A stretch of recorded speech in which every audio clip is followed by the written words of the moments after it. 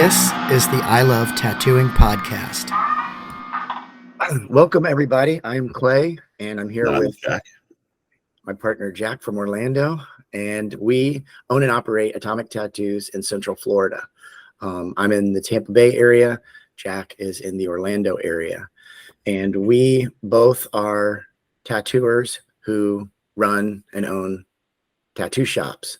We have multiple locations, and we have a kind of walk-in custom shop business model where you can walk right in and get any tattoo you want, or make an appointment and have something custom done. So this is kind of our introduction to everyone and why we're doing what we're doing. We both have been in the business for, I don't know, probably about 30 years at this point. I think, Jack, you've been in for 30 years. Is that correct? Yeah, 30. Yeah, 31. I am pretty much self-taught. Jack went through a real formal apprenticeship from a person that had been tattooing for a long time. So we have a little bit of a bit different background, but we kind of share a lot of the same values and kind of have the same outlook on a lot of things. We've seen a lot of changes in the tattoo industry, and not all of them are great, but that's life, I guess. So Jack, why don't we talk about where you came from and how you got to where you are? Well, as you said, I did an apprenticeship. I apprenticed under a guy that had been tattooing for 25 years. And he was very, very old school. He had isolated himself from other tattooers. A lot of us, we associate with other people that tattoo, and we share knowledge, and he didn't do that. Any other tattooer was a threat to him, and that's a very old school mentality. You hear a lot about the guys that were tattooing in the 30s, 40s, 50s, even up into the 80s, that were one person in a shop, and that's it. And they didn't associate with other tattooers. So the guy that taught me, his name was Dave, and I learned using acetate stencils, and we only did single needle outlines, except on very dark skinned people we would use a Type 3. He colored everything in with a 7 round, unless it was like a back piece, and then he'd use a 14 round. Ooh. And that's how I learned. You know what I mean? No mags, and Dave knew how to use flats, but flats were bad because you could cut somebody. Yeah. And it was crazy. I was with that guy for a year. I worked at his shop, and then when I went somewhere else, that was like another apprenticeship. Basically, it was a very eye-opening experience. I had to learn how to use a thermofax and make mags, and but it was awesome. I'm very thankful for the experience I got. My apprenticeship was very formal. We had a written agreement. I paid him $10,000 for my apprenticeship, and I knew, at what point I was going to learn to make needles, at what point I was going to start tattooing people. It was very well laid out, and for all of his faults, Dave definitely had a good apprenticeship program. And it's weird because he was really, really against it. I only know of one for sure other person, and there's another person, I think. So maybe he taught like 3 people in his career. I pestered the shit out of that dude. He was either going to teach me to tattoo or ban me from the shop. And what year did you start your apprenticeship? 1992. Okay. I was in the Army. I got out of the Army and started learning to tattoo. I was getting tattooed by him when I was in the Army, and then I was just, hanging out. And I just made myself useful. I'd offer to do drawings for him. He wasn't really that great of an artist. He was an excellent tracer, and was really good at like combining different images from reference material to lay out a design. But like, if you wanted him to lay out a sleeve, he'd just be like, okay, cool, pick something off the wall, and then figure out the background later. And so that's what I did. I really, really wanted it, and I really wanted him to teach me. His line work was perfect. Even with a 1, it was amazing. And I didn't know shit about tattooing, but I knew enough to recognize like a good, well done tattoo, you know, and that was a big deal. The way he did his outline, it was perfect. So I made that dude teach me, basically. It sounds like he really had a lot of technical skill as far as like the application of a tattoo and things like that. Yeah. Yeah. And I mean, I like to think that my line work is still pretty good. Learning that way will definitely make sure you have clean lines. It's hard to line with a 1. Oh yeah. Every once in a while, I will still like make a couple needles. I'll make a 1 and maybe do something with it just to humble myself a little. See if you still got it. Yeah. Anybody that I teach or that I see is learning, I have multiple locations, I have multiple stores, I have a bunch of people that work for us. And so I'll ask the apprentices, be like, hey, do you want to learn to make needles? And they're always like, ooh, yeah. Even though it's a skill they'll never use, I still teach people how to make needles because I think it helps you understand your equipment. Yeah, absolutely. I people think they want to learn how to make needles until they have to make needles, and then they're like, oh man, what am I doing? This is a nightmare. Yeah. It's not fun. The headache from the flux, and it's great stuff. Burning your fingers. And sorry, for newer tattooers, needles weren't always the little cartridges. They were actually like on a bar, and Well, and to be fair, sometimes you could buy just the needle heads and solder those to the bar, and like that's when things really kind of sped up as far as like needle making time that you had to spend on that stuff. Oh yeah, that seems like not a big deal, but that was huge. Yeah, because the most time consuming part is, especially with mags, is making the needle heads, weaving those mags. Yeah, and then there's a couple companies I used to buy them from, like either Technical or Dermographics. You could buy a pack of just the heads, and you're right, that really changed things.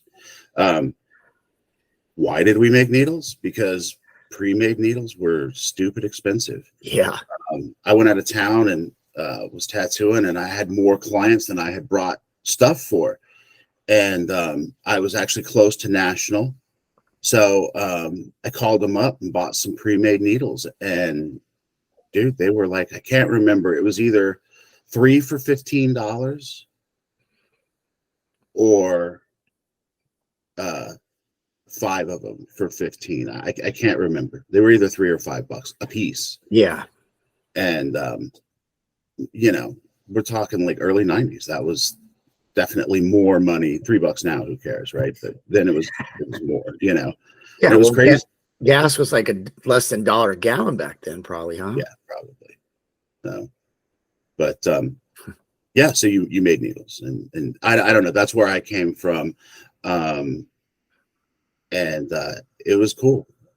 I didn't get like the abuse a lot of people talk about during apprenticeships. I mean, I definitely did some stuff that wasn't really part of tattooing.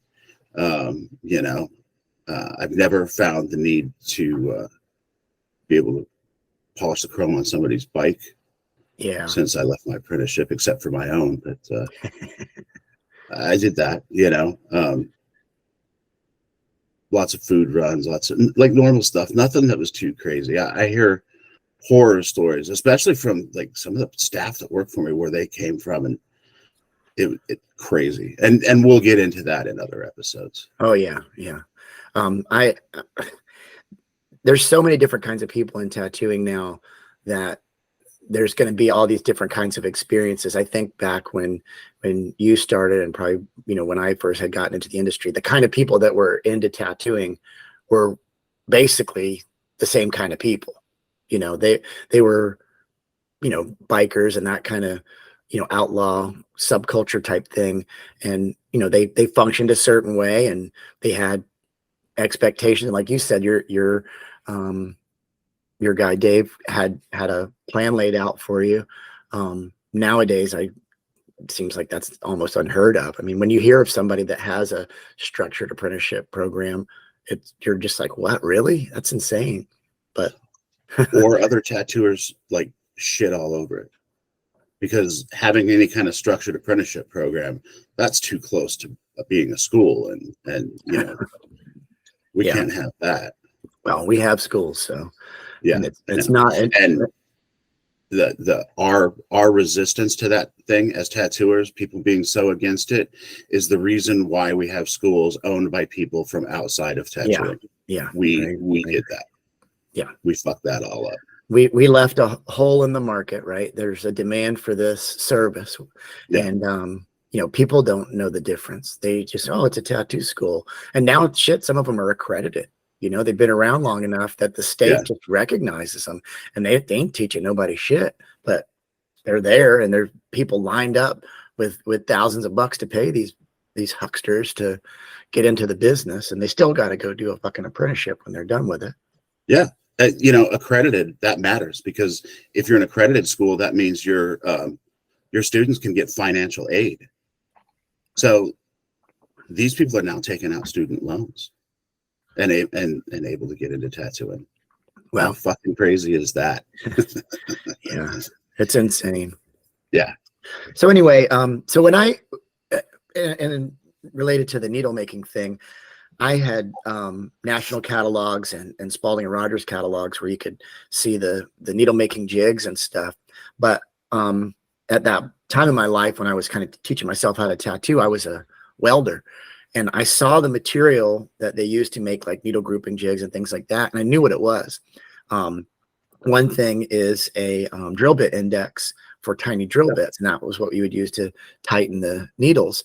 And I went to the welding shop and got one of those things. I was like, oh, this is the thing right here.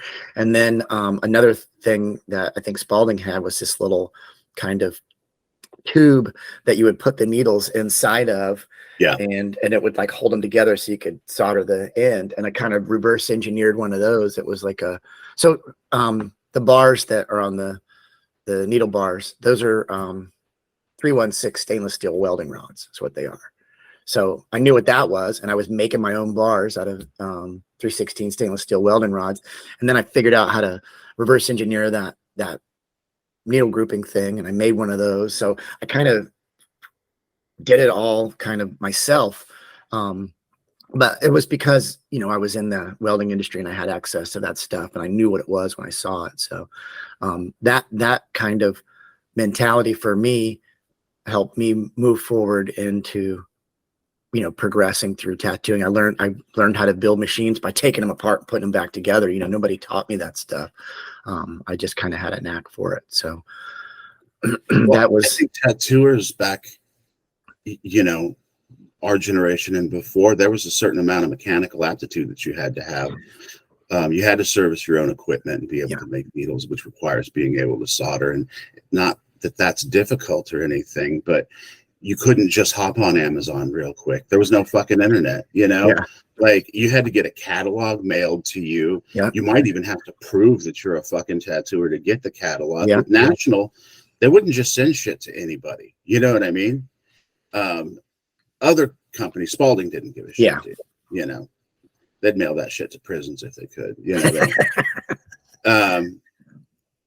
But you had to be able to do that. And that's really cool how you figured that out. There's definitely something to be said for that. That's pretty cool. Because I was going to ask, how did you figure out making needles? But reverse engineered it, man. Yeah. But that, I've always kind of been like that.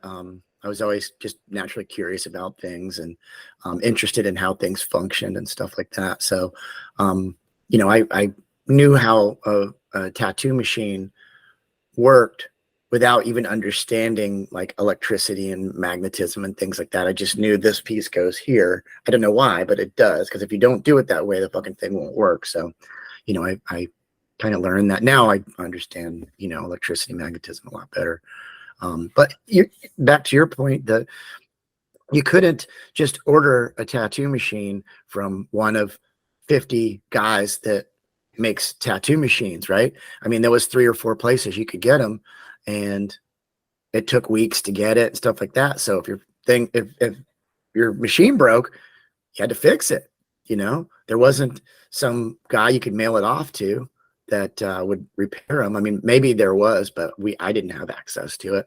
So we had to, know how to operate and work on those things when it broke. Yeah.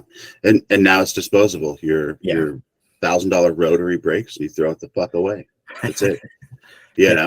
I'm sure some of them you can replace the motors in, but that's the expensive part. Yeah. I'm still using the same machines I was using 30 years ago. I definitely own the same machines that I had back then, but I got a little bit nicer stuff now. Yeah. The liner that I got when I started has definitely been altered, but I still use it. Yeah. That's cool. Yeah. So you didn't have an apprenticeship. You figured out on your own how to make needles. And then, well, let me say this though. I didn't have an apprenticeship, not because I didn't want one. It was because I lived in a town that didn't have tattoo shops. So I'm originally from Tallahassee, Florida, and in the 90s there was no tattoo shops there. Was it illegal? I guess so. I mean, I was a young guy and I didn't really understand the way shit like that works, so I didn't really look into it. I presume it was illegal. It must have been, because there would have been a tattoo shop. It's a college town and stuff like that. Tallahassee is sort of like the Bible Belt, right? Back then anyway, there was no strip clubs, tattoo shops, things like that. A lot of businesses were closed on Sunday, which was a nice place to grow up or whatever, but it was too small of a town for me. But anyway, we had to go drive to Panama City Beach to get tattooed. That was the closest shop to us. And we were going down there when, me and my friends were 16, 17 years old, probably, getting tattoos.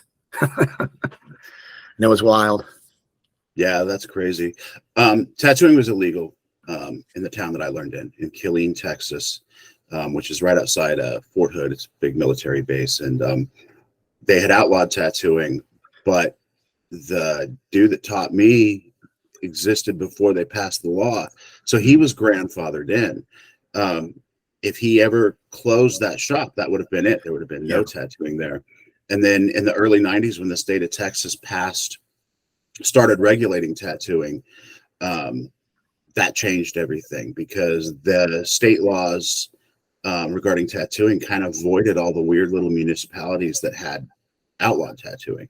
And tattooing had been outlawed by pressure from the military, because soldiers were going to these terrible places and, getting fucking infections. And, back then they thought getting tattooed meant you were getting hepatitis. So, yeah. I've heard that the military has gone through cycles where they would allow tattooing and not allow tattooing. Like some new general or whatever gets in charge and he don't like tattoos and can't have tattoos anymore. And then the next guy comes and he's like, yeah, fuck that guy. We're going to allow tattoos again. Or maybe it's a matter of like, hey, we need to recruit people and we need to allow tattoo people to come in because we're low on numbers or whatever. So that's Panama City, where we used to go get tattooed, was next to I think Tyndall Air Force Base.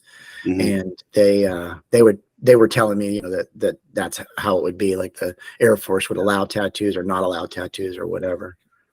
Yeah. When I was in, it was just as long as you didn't get them like on your hands or your face, as long as they were covered in a dress uniform, you were fine. And I know, like, after that, actually, when tattooing really started to become popular, the military kind of tightened it up to where you couldn't have anything visible when you were in your PT uniform. I knew a guy that had a bunch of stuff on his legs, and he had to get a waiver to go in. You know what I mean? He had to get a special whatever to be allowed to join, and I guess they've loosened that back up now. I know police departments around the country have loosened up their requirements too, because they want prior military. Well, all these guys are coming out of the military heavily tattooed, so it's a weird thing. It's in we all think younger tattooers and a lot of us don't think about what it was like to be heavily tattooed when you were probably going to be the only motherfucker in the room that was heavily tattooed. Yeah. And going to small towns and shit like that, like it was definitely different. I would get followed around. I got followed around a Harley Davidson dealership in Oklahoma City in the 90s. One, tattooing was illegal in the state of Oklahoma, and I was heavily tattooed. And the one place where I figured I wouldn't get grief about it, they fucking thought I was going to steal something or do something. You know what I mean? Because I look like a fucking outlaw to them. Yeah, it's crazy because I went to the fair with my family this year, and there was groups of cops walking around, and every group of cops, there would be like 3 or 4 cops, at least 1 or 2 of them were heavily tattooed, like full sleeves. Yeah. And I was like, man, I can't remember seeing that many cops with that much tattoo coverage. I mean, you always see a cop with a tattoo every once in a while, but I mean, these are people that are just covered with really nice tattoos too. I mean, that's awesome. I thought it was cool. I mean, I'm not a huge fan of cops, but I like tattoos. Well, so whatever. Nobody really is. There's people that like cops, man. Other cops. Other cops. Yeah, I think we come from a time where being heavily tattooed was not common, and it was more for people on the fringes of society, bikers, punk rockers, people that didn't want to fit in, and it was a different, we got treated differently, like you said. It's not like now where it's on TV, every commercial has tattooed people, and you see billboards with tattooed people, which I think is great, but it's just not, I think people don't understand that it used to be a lot different. Yeah. Tattooing has always been such a unique and very, very special thing. I mean, it's crazy. I fucking love it. You know what I mean? I love everything about it. Even the stuff that I hate. It's fucking awesome. It's because it's something completely unique to this thing of ours. You know what I mean? Like, tattooing is very special.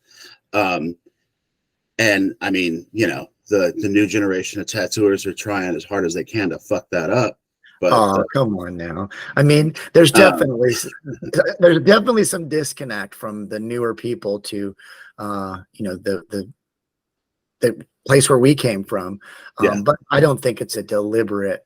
No, I think it's just a natural evolution of things. Things change. There are some, unsavory characters in tattooing, and I wish we could get rid of them, but it's always been. It's not even like that it's become more mainstream, because that's what we always wanted, right? We always wanted more people to come and get tattooed. As tattoo artists, that's what you want. You want a bigger clientele. You want more people to come in. You want to not get harassed when you go to the grocery store. Before I had my hands and my neck tattooed, I had sleeves. Yeah. And the difference in how I was treated if I wore a long sleeve shirt was incredible. It was crazy. And I'm certainly not complaining about that. I did this to myself, and I got tattooed because I'm fucking antisocial. You know what I mean? Yeah. That's cool, but it's not that way now. I mean, to a certain extent. What was crazy is back then, heavily tattooed men were not that common, but to see a woman that was heavily tattooed, that was fucking nuts. And I had a friend, she was very heavily tattooed, and I told her one time, I was like, man, I love walking down the street with you. I was like, because I am fucking invisible. Nobody even even notices me, says anything, because I'm with this cute girl that's got fucking sleeves. You know what I mean? Yeah. The harassment that poor thing got, you know, especially by other women, you know? Oh yeah. Yeah. So, but it's a lot different. It's a lot easier to be a tattooer now, for sure. You know what I mean? Like, as you mentioned, there's a gazillion supply companies, and dude, a lot of them are making incredibly like quality products. You know, Yeah. there is so much innovation in tattooing right now because there's money, you know?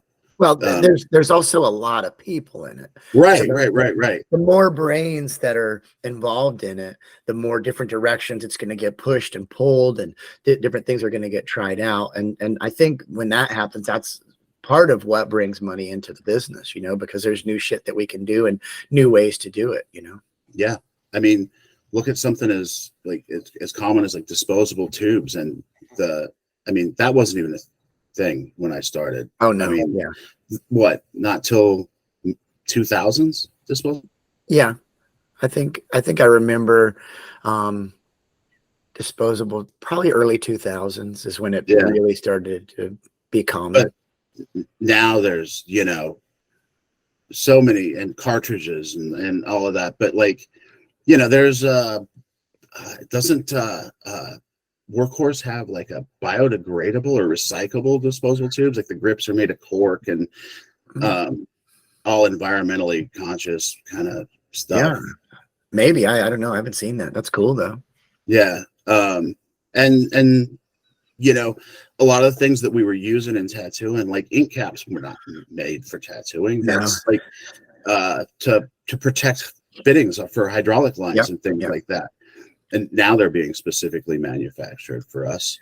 Thermofaxes and thermofax paper were not manufactured for tattooing. That's a photocopier was really expensive, and that was a method of copying documents for schools and government agencies and stuff like that. Probably a lot of other businesses, but yeah, we called them ditto machines when I was a kid, and they would produce like that purple ink paper, and it was a little bit wet and smelled funny when you got it. Yeah. And sometimes you'd know that the teacher had just ran a bunch of them off because they were still warm. Yeah. So, but yeah, a lot of things in tattooing were appropriated from other things because the industry was so small and kind of boutique or I don't know what the word is, bespoke. Yeah. So, I mean, you know, people would use a barber chair, a dentist chair. They didn't make tattoo chairs until, you know, in the past 10 or 15 years, probably, you know. But yeah, everything came from something else for tattooing. We had a weightlifting bench. That's how you got your chest tattooed, you know? Yeah. And then I remember somebody bought a massage table and we were like, whoa. I remember before armrests were made, people would buy those like pipe stands to when you're cutting pipe, you would have this like platform basically with a base that you could adjust, and made a like an armrest out of that.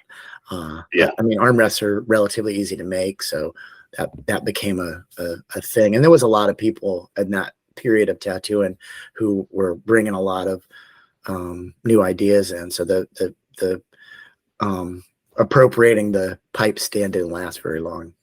Yeah. I made a little wooden box that I put my foot on, and then I would rest the customer's arm on my knee. I had a lap cloth, and until I met a guy whose old lady was a welder, and I was like, hey, could she make me something like this? Because National sold them. They were just expensive. And I had somebody make one for me. I still tattoo like that. I just grab a hold of people, and I don't like that stand gets in my way. I've gotten pretty used to it. It keeps me from punching over. You know what I mean? Well, we also came from the era of walk-in tattooing.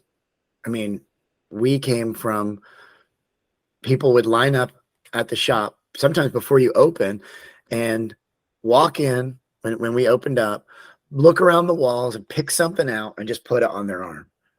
Like that was the first probably 5 years of my professional tattoo career was doing stuff like that. Occasionally somebody would say, hey, I want to get, this particular thing, this image or whatever. And the guy that owned the shop where I was working at, he would do a lot more specialized stuff like portraits and a little bit bigger Japanese style tattooing.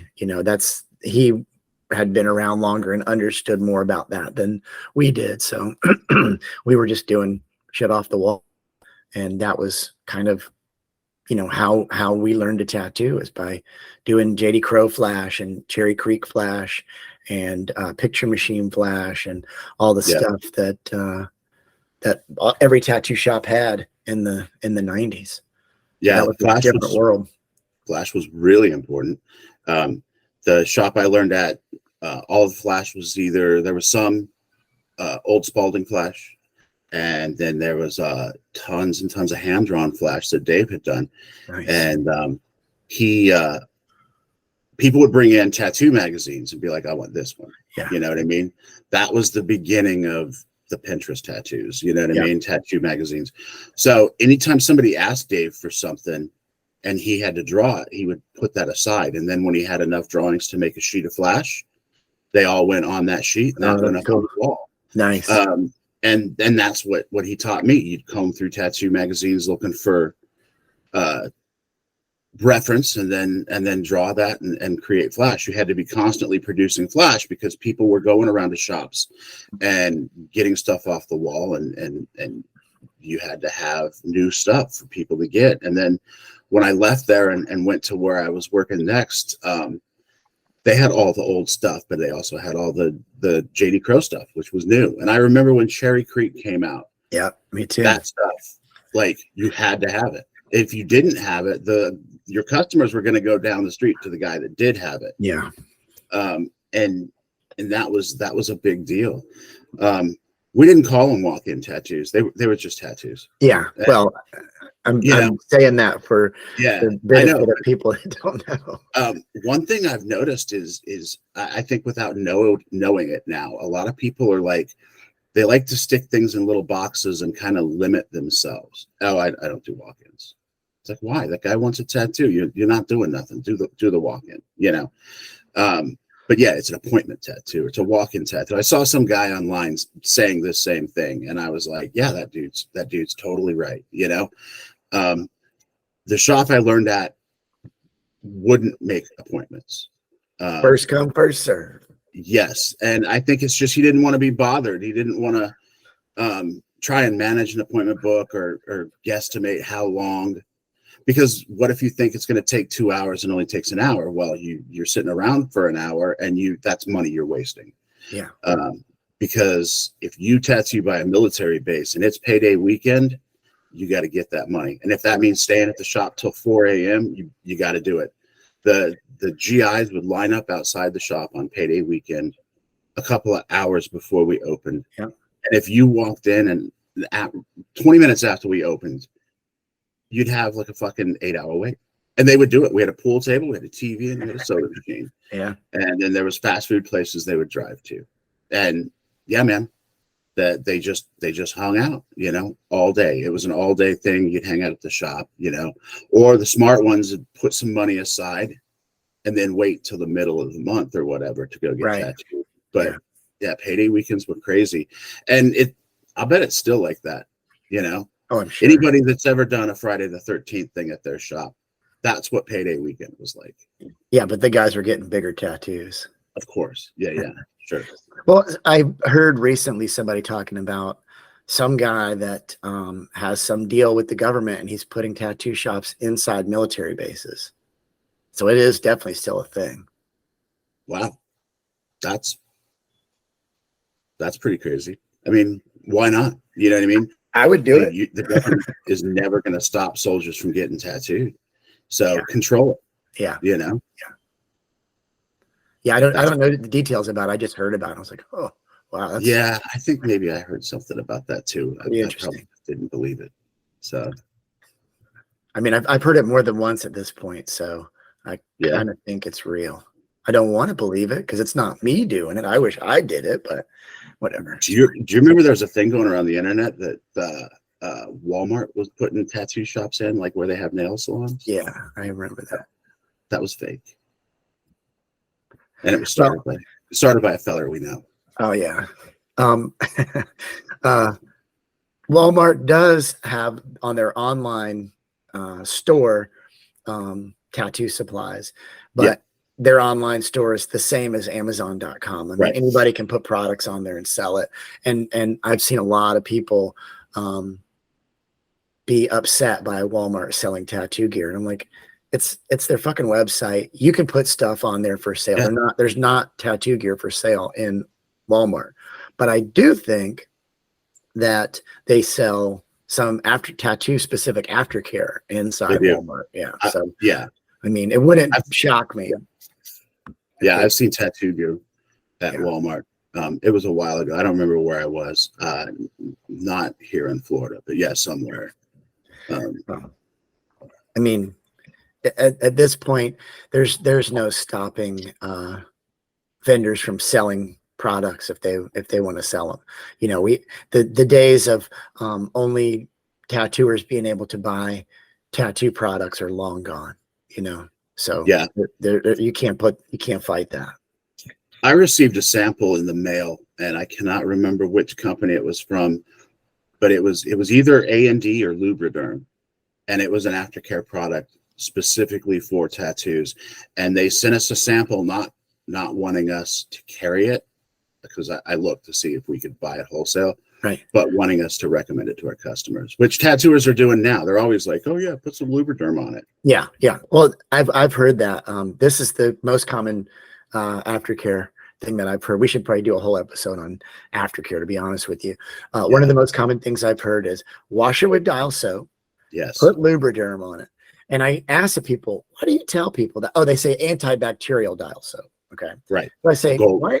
Yeah. Why do you tell people that? I know the answer. I want to see if they do. And inevitably they think about, well, that's what I was told to tell them. So somebody somewhere decided that was what is the correct way to do it. And everybody's just kind of run with it since then. And I said, well, do you know what antibacterial means? And then they think about it and usually say, well, it kills bacteria. And I say, yeah. And technically all soap is antibacterial because, you know, you're rubbing soap in your hands and the mechanical action of moving is killing bacteria. And then the soap is an emulsifier and all this other stuff, you know, the whole process of how it works. And I go, why don't you tell them to use the stuff that we sell? Because it's made for, you know, our industry by people that support us. But, you know, that's what they were always told. So I don't know. It's weird. Yeah, we should do an aftercare episode. My favorite is I heard a tattooer go, okay, use Aquaphor, put a little bit of Aquaphor on it, wash it with dial. Don't use any petroleum products. It's like, well, what the fuck do you think Aquaphor is? It's runny Vaseline. Yeah. Runny Vaseline.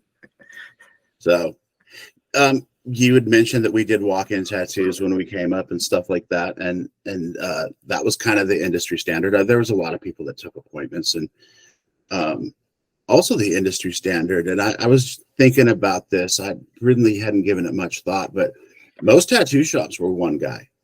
Yeah. You know, there were definitely exceptions to that rule, but for the most part, it was one guy, you know, and if you saw a shop where it was a few people, that was different, you know. My father-in-law was a tattooer through the 70s and 80s, and he figured out that if he hired somebody, he could still go to the bar and be making money at the same time. So that's what he did. He had this lady named Vita that tattooed for him. I wish I could find information about her. But yeah, he hired somebody, and that was unusual. That was in Denver. There was another shop, a guy named Peter Pilos, Peter Tattoo, and he had multiple locations across the country, and they were usually staffed by several people. And he was a big one on teaching women to tattoo. So he had a lot of females working for him. There's actually a woman in Denver still tattooing named Kim that learned under Peter and worked at his shop there. That's interesting. Yeah. But for the most part, it was just one dude. Yeah. Well, when we first opened Atomic in 2001, we came from the, walk-in model, street shop model, and we wanted to have that same kind of experience, but try to improve on it. We made the shop big and open and bright, and had a lot of what we thought was cool flash at the time. It wasn't the Cherry Creek and JD Crow stuff. It was like artist flash. Like, we had flash from different artists that we liked, and that was it was still really before the internet was a big thing. So it was, I guess, the natural progression of that era. And since then, we've kind of maintained the same street shop walk-in that you can get a custom tattoo model.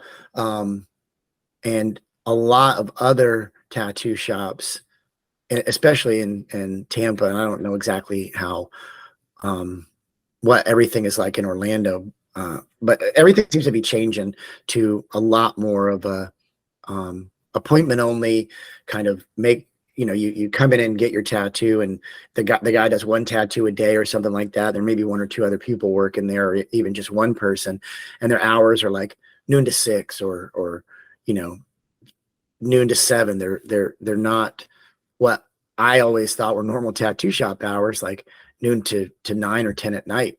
People get off work and they go get a tattoo. Some people work night shifts, so they'll come in earlier or whatever.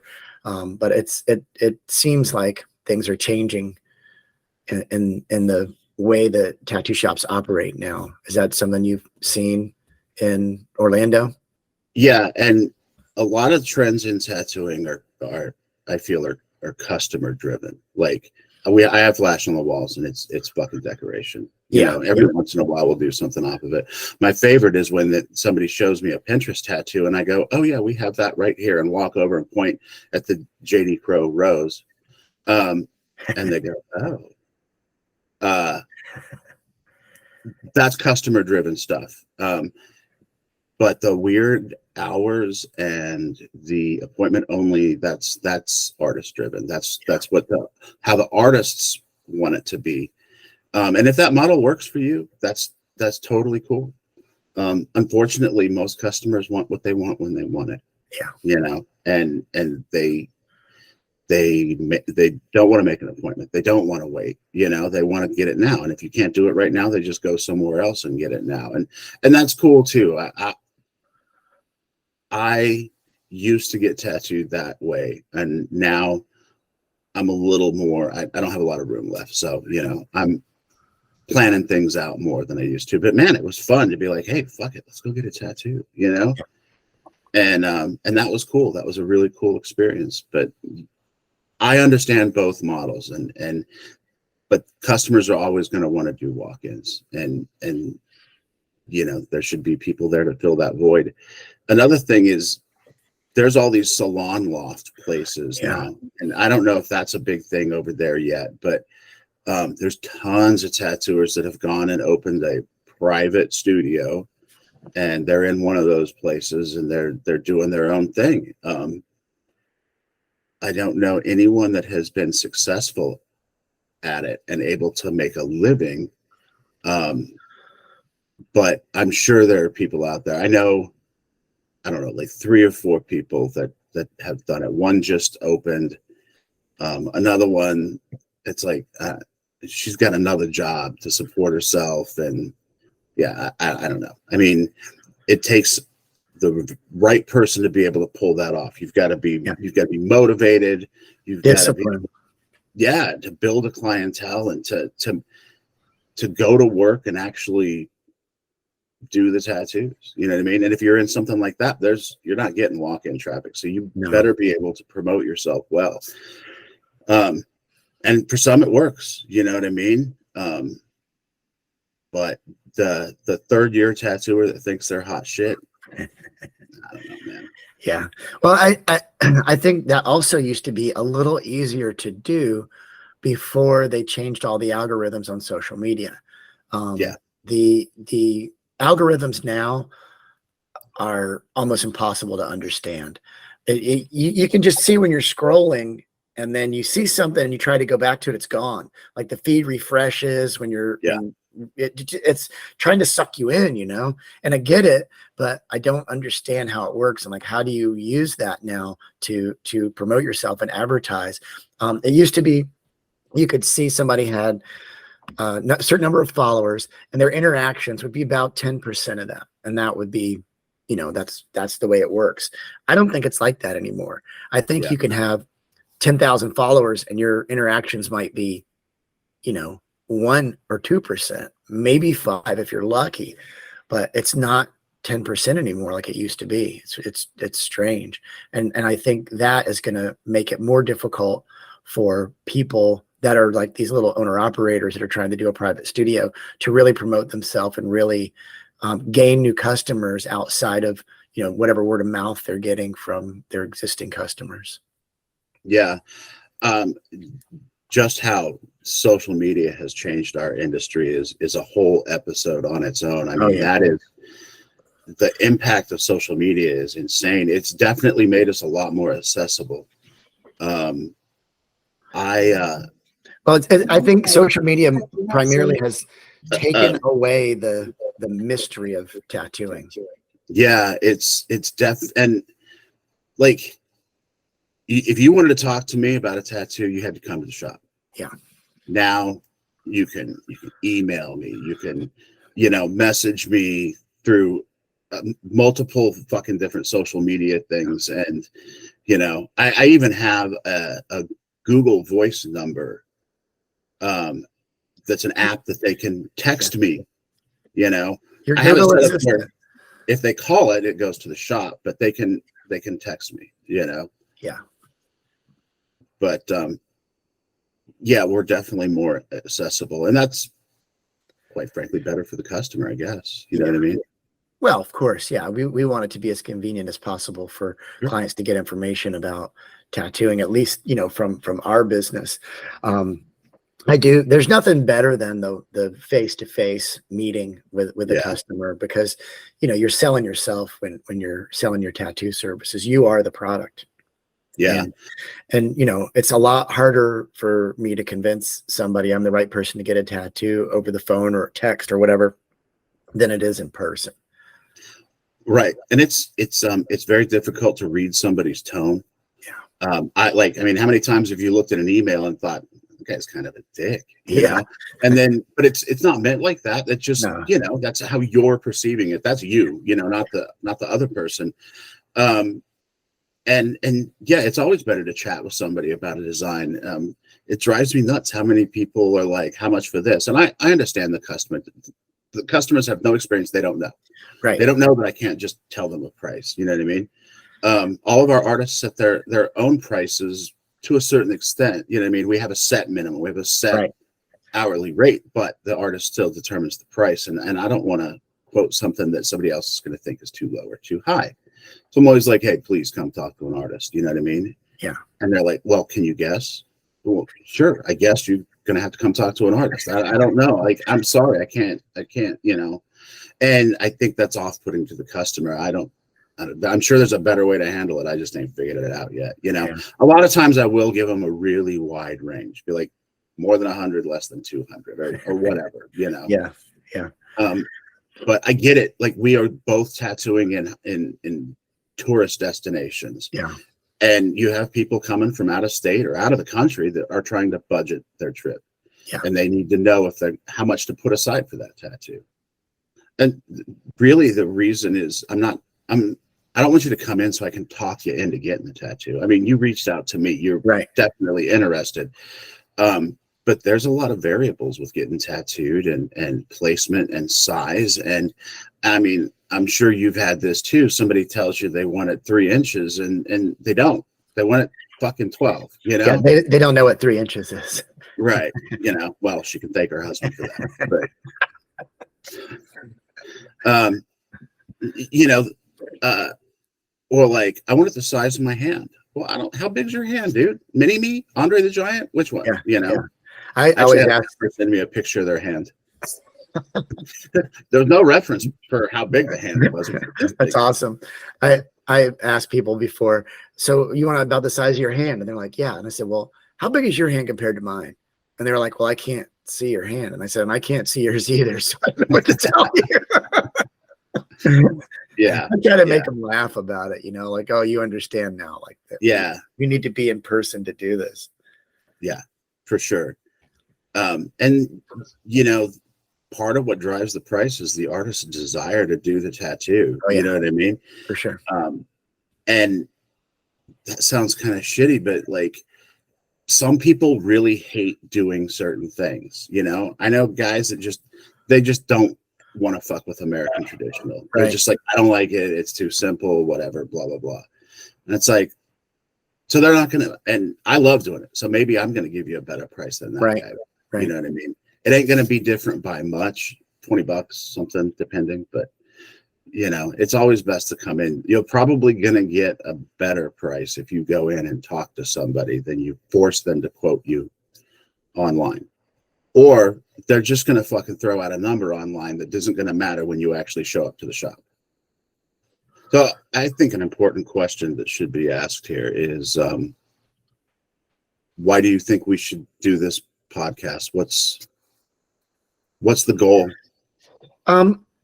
Well, based on a lot of the other podcasts about our industry and tattooing and stuff, it's a lot of awesome tales of stories of crazy shit that's happened, of interesting,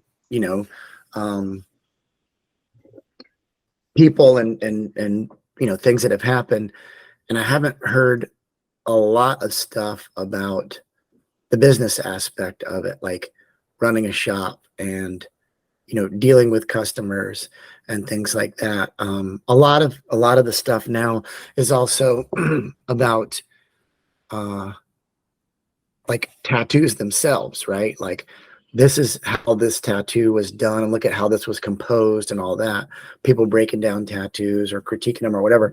I feel like we have a lot of experience running shops and working with a lot of different tattoo artists, and we were always discussing all these crazy things that we're dealing with and going through. And I think it's a good way for us to kind of give a little back to tattooing, to share some of our knowledge and experience with people, so that they can maybe learn from mistakes that we've made, or things that we've kind of unlocked and figured out.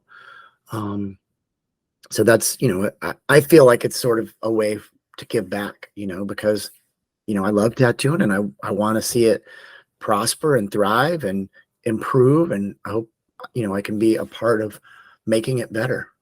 Yeah. I agree with that wholeheartedly.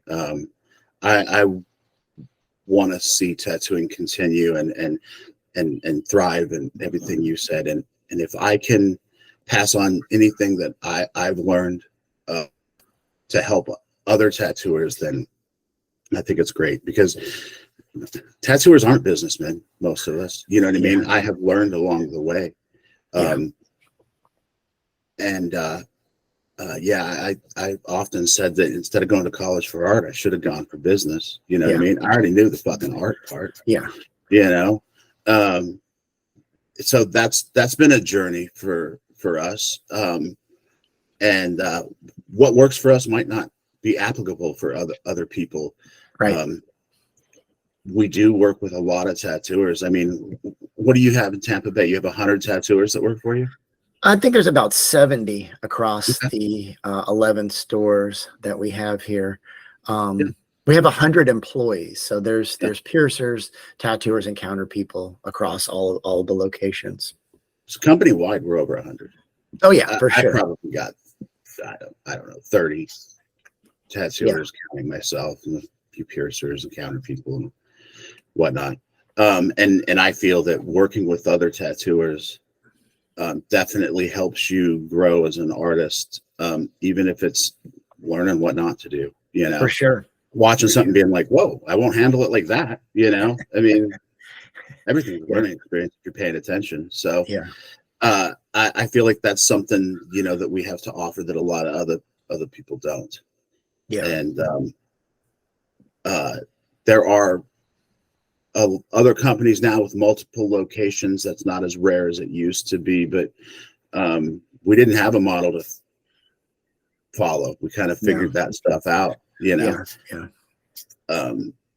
I see a lot of misinformation on the internet. It seems like there's a lot of people that love to make little videos on TikTok or whatever, you know, trying to pass on some wisdom to the young tattooer, and they're fucking wrong. I mean, there's a lot of really good stuff out there, and a lot of it makes me think, I'm like, oh yeah, you know, I hadn't looked at it like that before. That's really cool. Yeah. But man, like, there was this dude going on about how if you're a couple years in and you're still taking walk-ins, you're fucking up.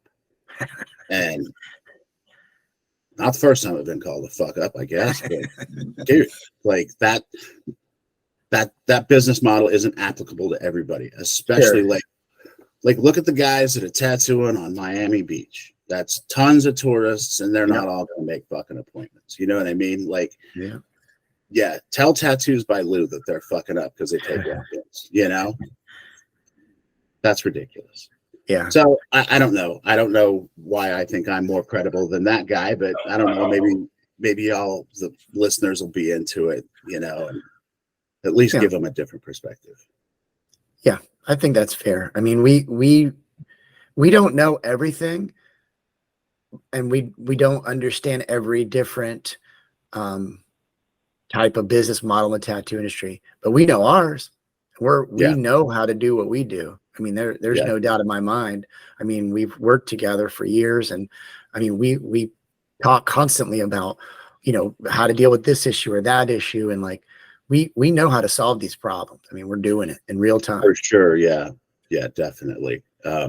Customer complaints and, you know, and conflicts between staff and customers, or just, you know, hurdles that we have to deal with. You know, I feel like every time we get a new inspector for the health department, you got to break them in, you know what I mean? And there's a gentle way to do that doesn't offend them. And, you know, I don't know, things like that. Yeah. For sure. So yeah, I was thinking that my uncle lives in a very small town in Minnesota and gets tattooed by this guy that's on his third failing shop now. And he'll open a shop and won't take walk-ins. And this is a small town, and he's not the only game in town, but he is probably the best in town.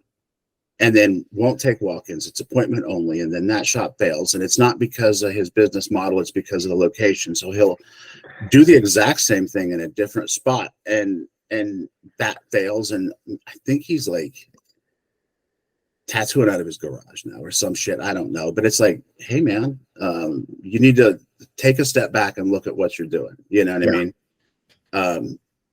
And I think there's people in the industry that are unable to do that. Yeah, well, there's people that are unable to do that, you know? Right. Yeah, I mean, it's not specific to us. Right.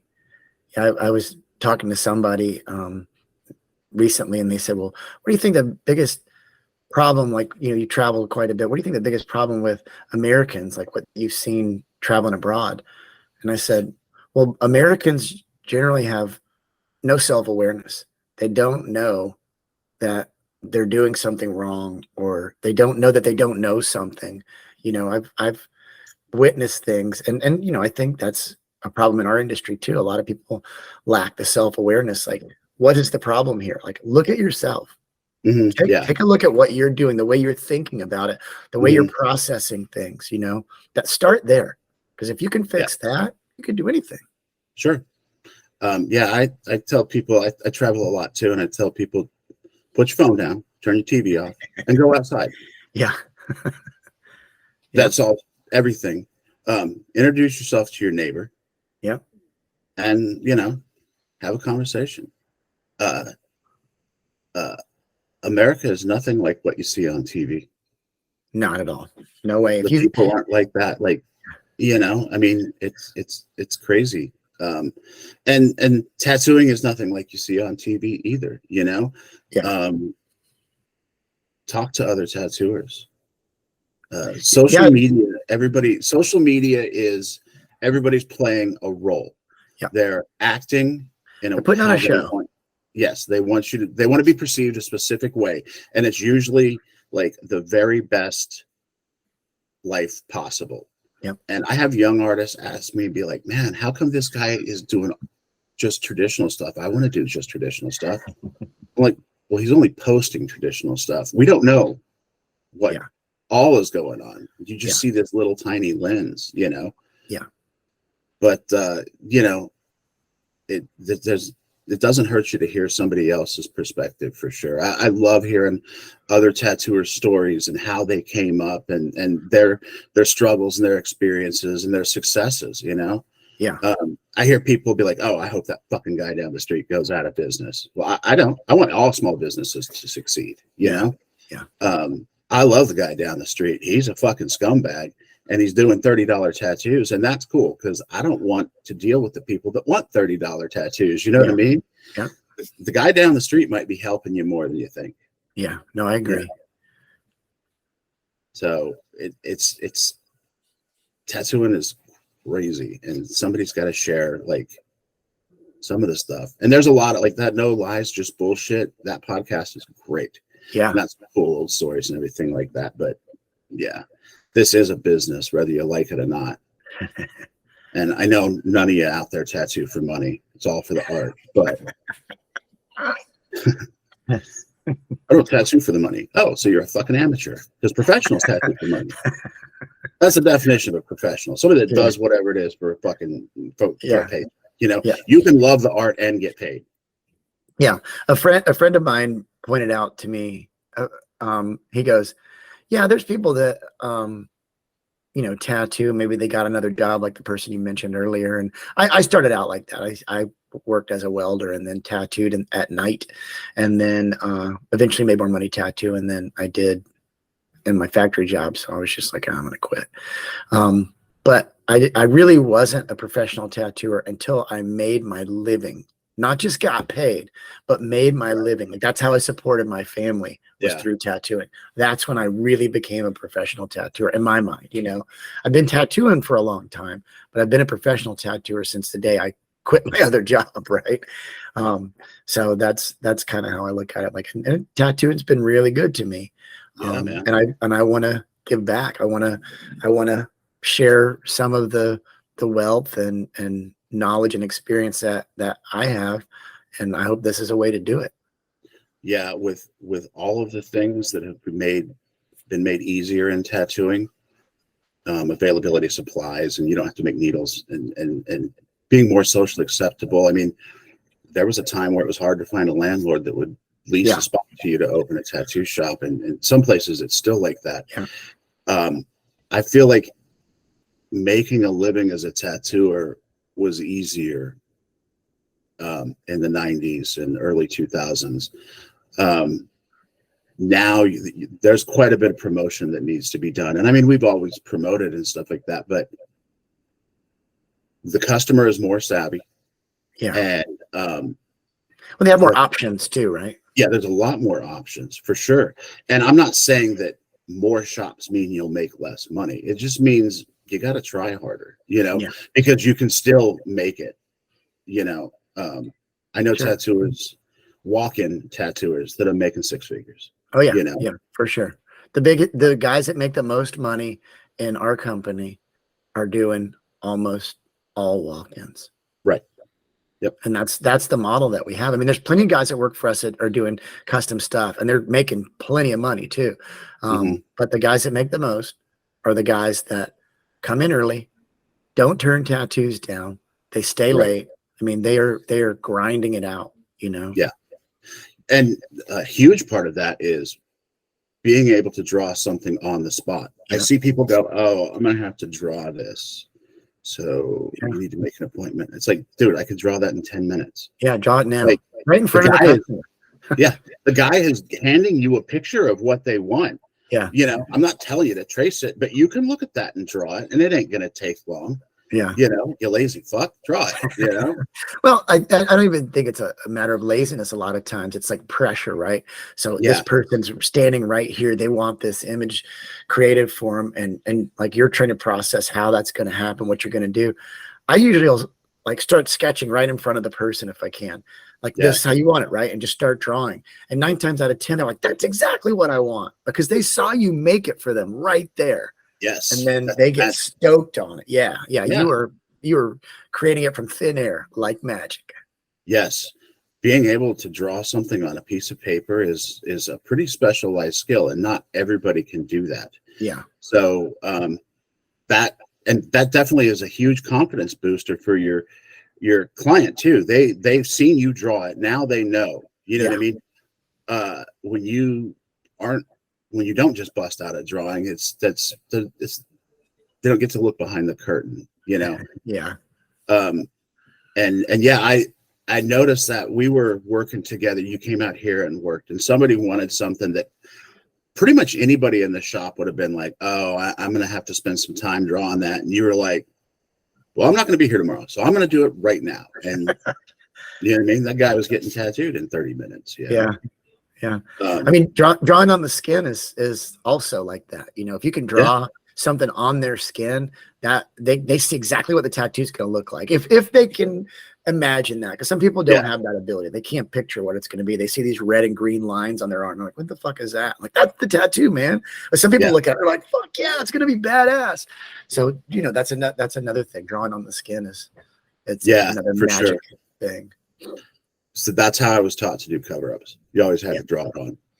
Yeah. I don't draw them all on now, but yeah, I'll draw some of them. Depends on what the subject matter is and stuff like that. Sometimes it's quicker for me to do it on paper and make a stencil than it is to keep trying to refine a drawing on your skin. You know, it depends. But yeah, that's part of how you become successful. And by successful, I mean making a good living. Yeah. And enjoying what you're doing, you know. Yeah. And pressure, that I hadn't thought about that until you just said it, that some of them can't handle the pressure of having to produce art right then. I mean, it might be imaginary, right? I mean, they might. What's the difference of drawing it right now or 20 minutes from now when the customer's not standing there? Who cares? Do it. Yeah. I mean, we have a drawing table in the back where you can tell the customer to wait in the lobby. You know, they don't have to stand and watch you. I just got used to that because of the layout of shops that I've worked in before. You know, I don't care. So the first time I tattooed my wife, my wife is the daughter of a tattoo artist, and I've known her dad my whole life, right? So the first time I tattooed her, she sat right there and watched me draw the whole thing. And I'm like, okay, no pressure here. You know, I fucked this up. Her old man's coming for me. You know what I mean? Like, but it worked out. Yeah. Yeah, that's the hardest when you're tattooing a family member. My mom's asking me for tattoos now too. And I mean, like, I tattooed my mom a couple of times. Now I'm just like, I get one of the other guys to do it. Yeah, well, I wouldn't do that either. I don't know. Whatever. That's another story. I would have my son-in-law tattoo my mother. That's that's keep it in the family. Yeah. I've tattooed my dad a bunch. That doesn't mind me. My other family members, my son, my uncles. You know. But that's great. Yeah, tattooing brings families together. Creates new families too, you know. Yeah, for sure. Tattooers and stuff definitely are my family. The guy that taught me was so hateful to other tattooers, and I always thought that, like, those were the people I wanted to hang out with, right? Because they're fucking cool and they had an awesome job, and so that's what I did. You know what I mean? I met other tattooers. That's somebody that you have some very unique experiences in common with. You know what I mean? I mean, you know, nobody else is, probably had to do some of the things we've done, That's probably a good thing. yeah. So Yeah, early in my career, I had to tattoo an old lady's vagina.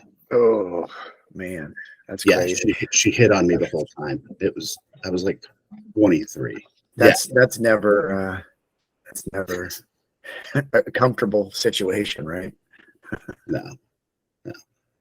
But so we tattooers have a lot to share with each other, and tattooing's always been a very secretive and very tight-lipped thing, and to a certain extent it still is, and sometimes it's not.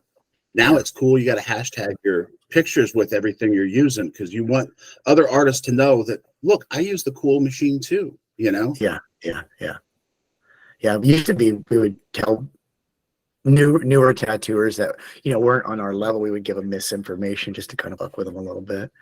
I mean, I don't do that now, but that definitely was a thing, in the 90s. Oh yeah. If I bought ink, I took the labels off. Yeah.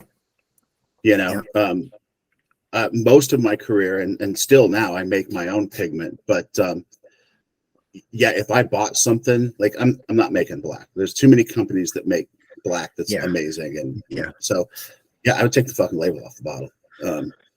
In Florida now you can't do that. It's got to be labeled, but that's how secretive we were.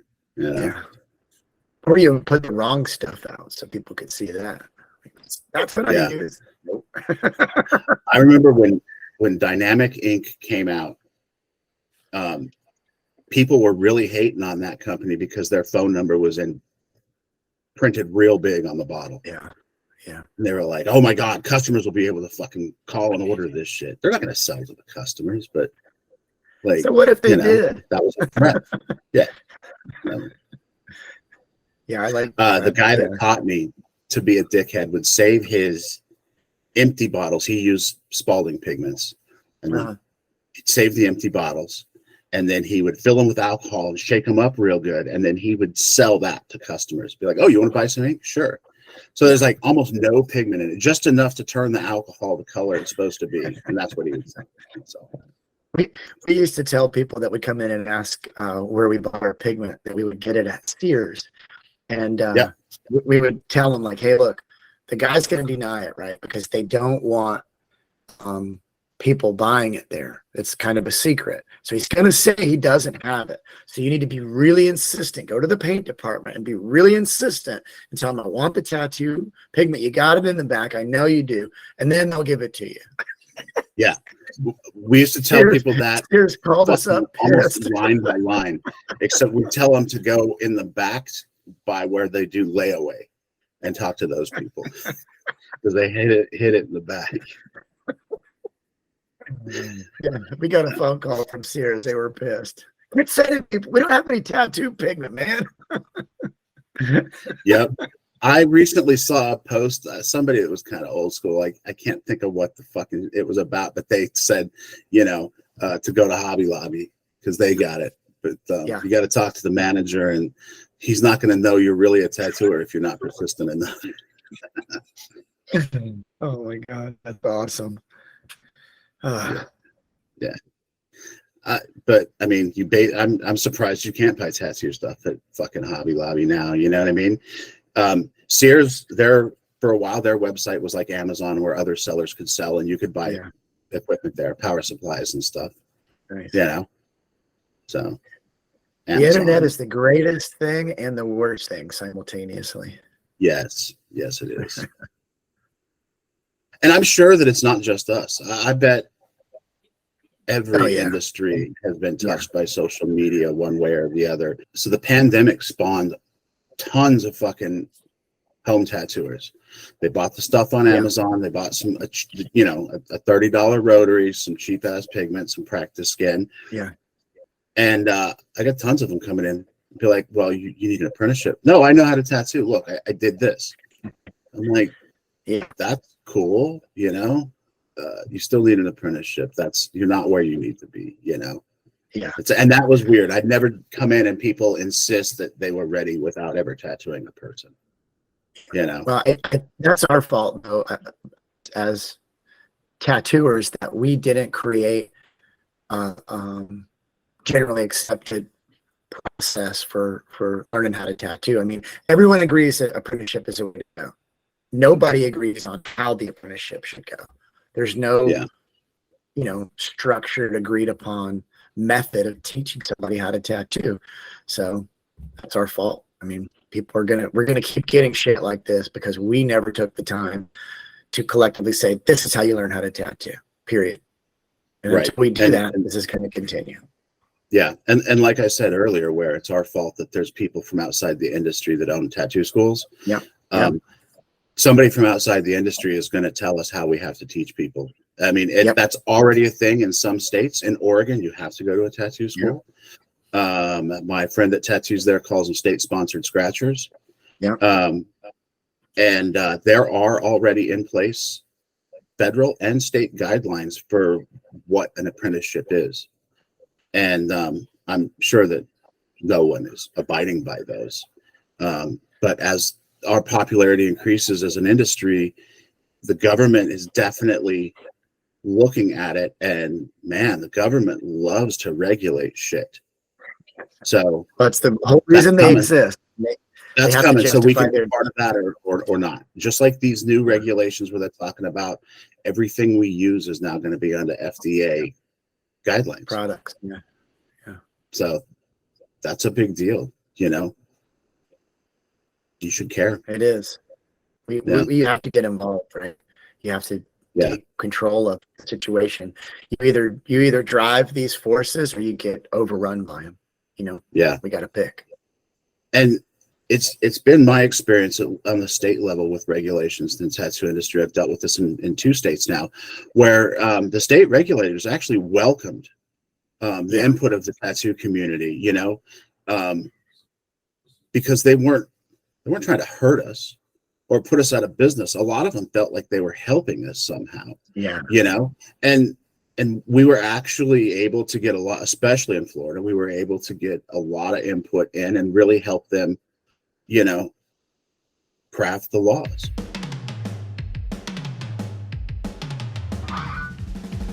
That's it for this episode of I Love Tattooing. Sure hope you enjoyed it. Please check out our website, ilovetattooing.com, and leave us a comment or send us a suggestion. If there's a topic you'd like to hear us discuss or you want to give us some feedback, let us know. We'd love to hear from you. Thanks for listening. See you next time.